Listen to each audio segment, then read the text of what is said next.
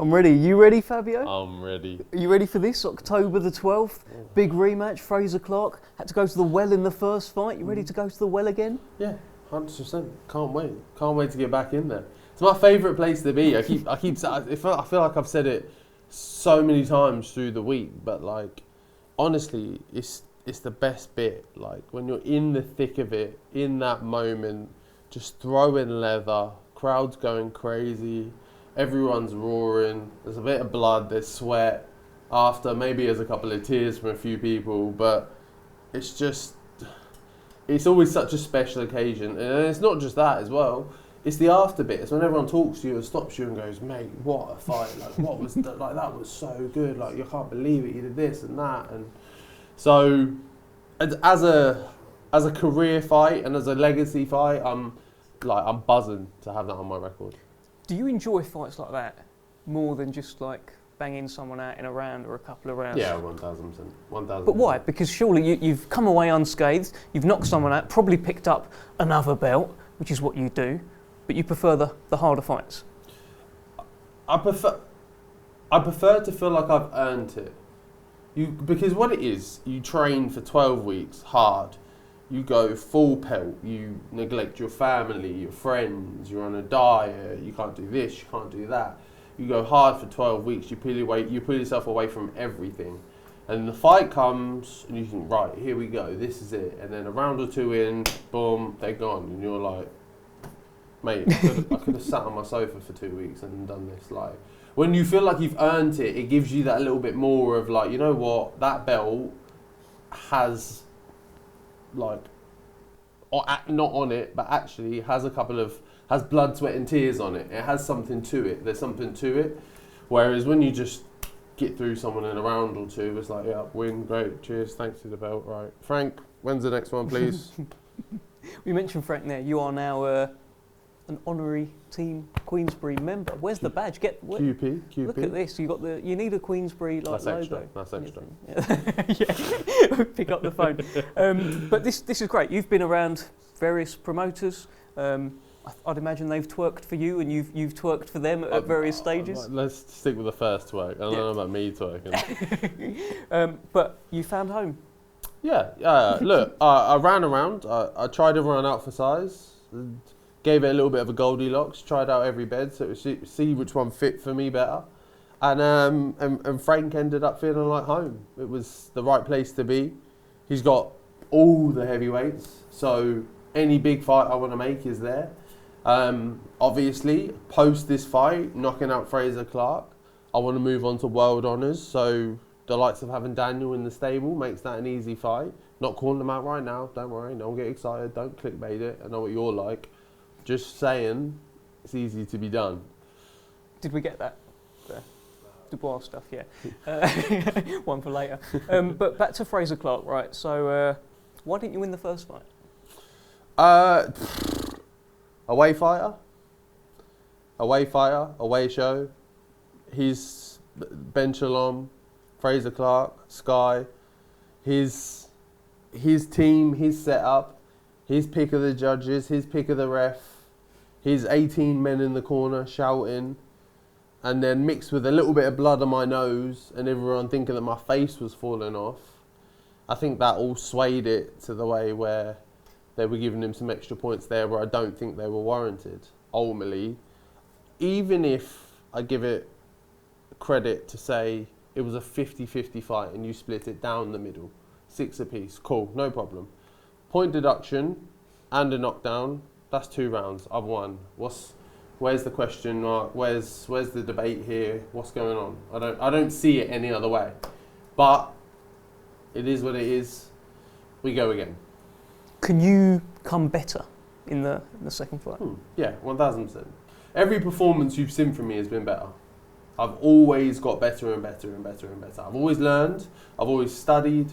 I've always analysed what I did wrong and how things went a bit left and how I could improve, and I can always put those pieces back together. I'm good at least recognising, okay, cool, that worked, let's double down on that a bit more. That didn't work, let's remove that and then piece it back together. Can he come better, or did he have the fight of his life? I've said already that he had the fight of his life. I fought a generous 6 out of 10. That's not the best fight you've seen from me at all.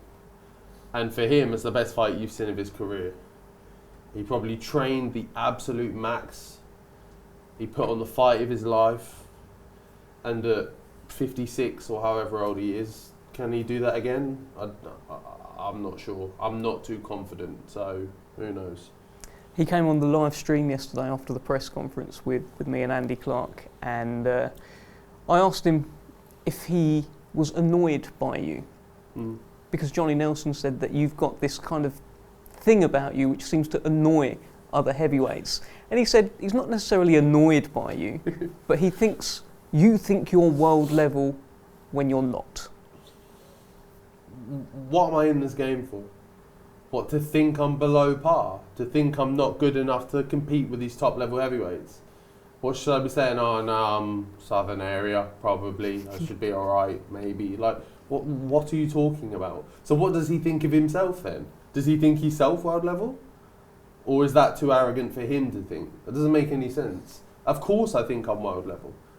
Look, I've got some tweaking to do along the way. I've got some improvements to make. There's still some big fights for me to have, to learn and build, and some things to tick off. But I'm top 10 with 3-4 governing bodies. That speaks for itself. They are world rankings, which means those governing bodies think I am within world level.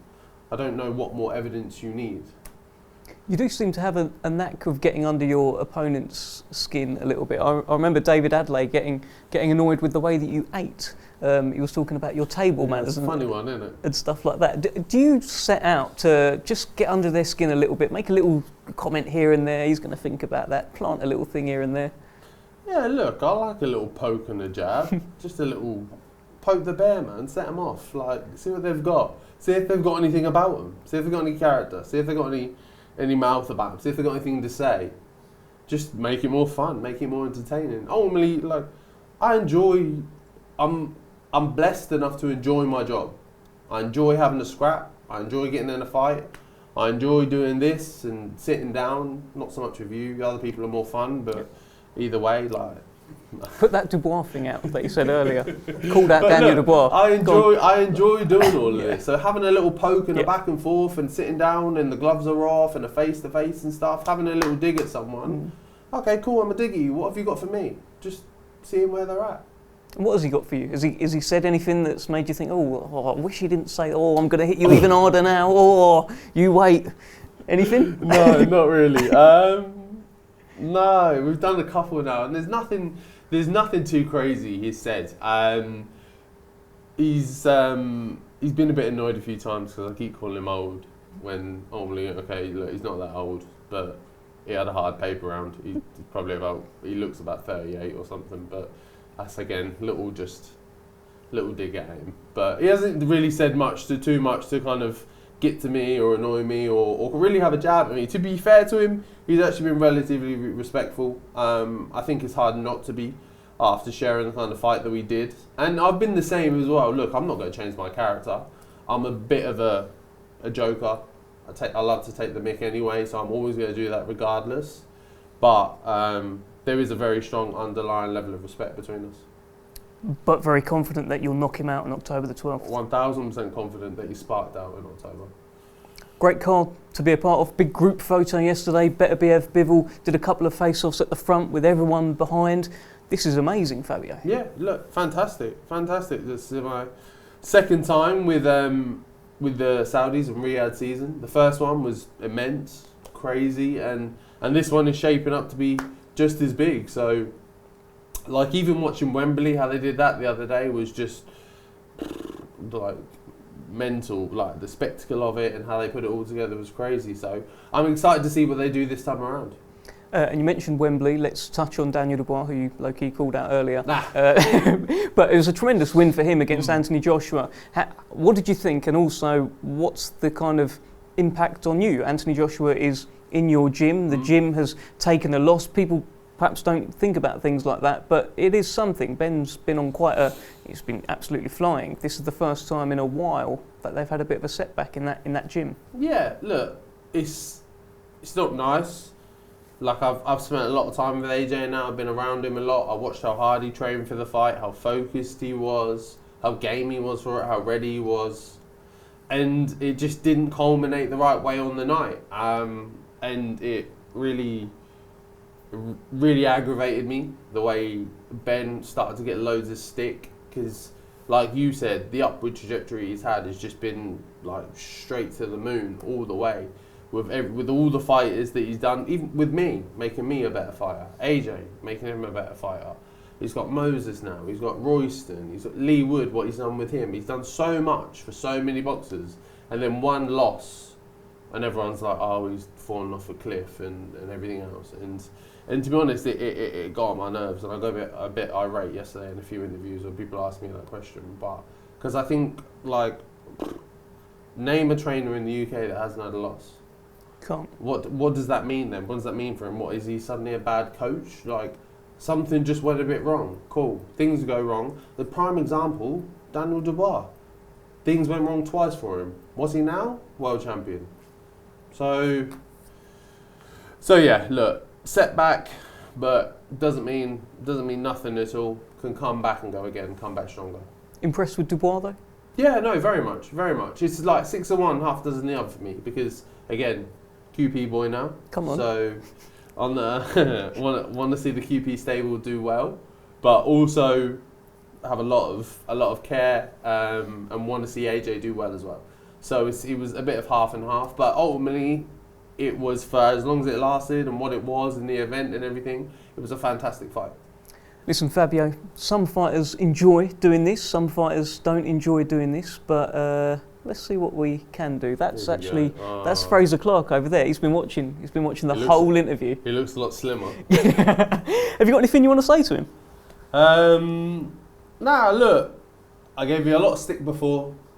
I'm still going to give you a little bit of stick now. But look, there's mutual respect across the board. Stay fit, stay healthy, train hard. I'll see you on the 12th.